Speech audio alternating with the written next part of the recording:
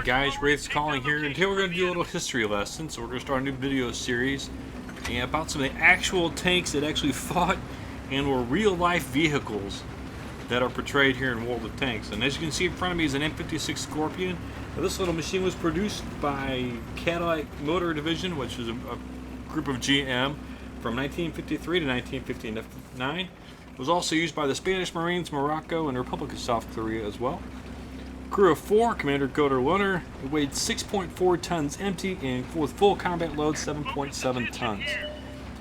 It had no provision for NBC equipment, which is nuclear, biological, chemical warfare, so it was a completely open vehicle. Powered by a Continental gasoline engine, which made about 200 horsepower, giving a maximum speed of 45 kilometers an hour with a range of 230 kilometers an hour. Historically, it only carried 29 rounds. It did see service with the U.S. forces in the Vietnam War, deployed with the 173rd Airborne Brigade, which was the only unit to use these during the war, and it was mainly used as a direct fire support role. Its primary function was to be air portable, self-propelled anti-tank vehicle, and eventually was phased out by the M551 Sheridan, which, as you know, is the actual production version of the T-49 in all its derpy glory. The U.S. Marines used a version of it called the Ontos, which was actually, instead of the 90mm gun, this has actually had a pile of recoilless anti-tank rifles. And shortly after that, it was not phased out of service. And there are actually a number of these that have actually survived, and they're kept around the world, and mostly in the U.S. in different museums, and you can go visit one if you're ever stateside.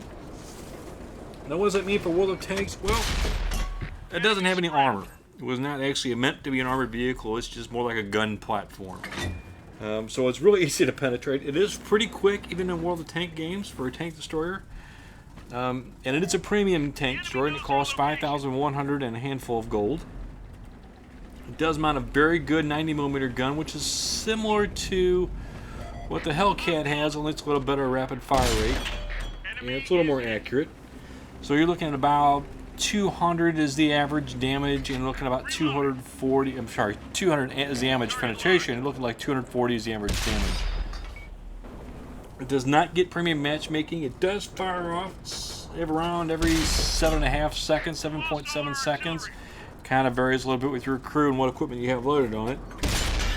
But being a premium tank, it does get a crew experience of 20% and gets a credit experience bonus of 135.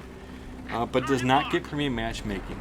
And you can see in here in this game, you know, when you actually get decently tiered matchmaking, it's actually not too bad.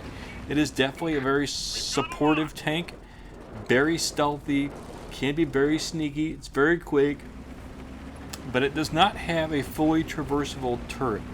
It's got maybe a 40-degree gun arc in front. It's very limited. So you're almost better off playing it. It's basically a turret-less tank destroyer, an open-air one. But because it's so stealthy, if you get the right crew, camo value set up, and you get some of the stealthy crew skills, this can be a very stealthy little boom shot assassin. As you can watch in this game in the background, I've actually got some pretty good picking off shots. You see, I'm going to shoot the back of this Carnarvon. It's a very accurate gun. And he can't see me. He's only 189 meters away. He's on the other side of a bush, but he cannot see me at all. So it's just quickly a couple quick rounds into it and finish him off. The view range on this is not that good, surprisingly, for being an open top tank destroyer. The view range is only about 350 meters. And you see there I got spotted by the AT-15 when I stuck my head out and shot him. So it's not, you don't get a whole lot. I carry binoculars on this, but I'm thinking about switching binoculars out for Coda Optics just because of how much you have to move the tank around to get shots in. You quickly lose that in the camo net. But as a quick game, I did make 71,000, almost 5K for my times 2 for the day. I killed 5 vehicles. Damage wasn't that high, 1,760 damage. I did a lot of cleaning up. But just bear in mind, do I think it's worth the gold? Yeah, it's really kind of iffy. It's not bad, but it's not good. There are probably better other Tier 7 machines you can buy, especially for the Americans. So, guys, thanks for watching. Appreciate your time. And if you like the video series, we'll keep going on with it. Let me know below.